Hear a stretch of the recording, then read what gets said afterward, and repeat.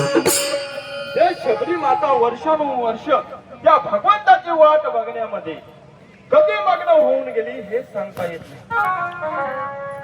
हो एक एक वर उष्ट करून त्या रामाच्या तो राम मला कधी माझ्या झोपडीमध्ये येईल कधी भेटल हे वाट बघण्यामध्ये तिचं वय कधी होऊन गेलं हे तिला कळालं नाही.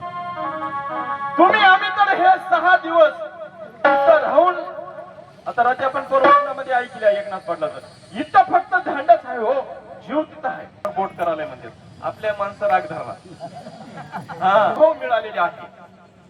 त्या वैभव रत्नाला आपल्याला साठवता येईल, कसं आपल्याला त्या वैभवाला संरक्षण करता येईल.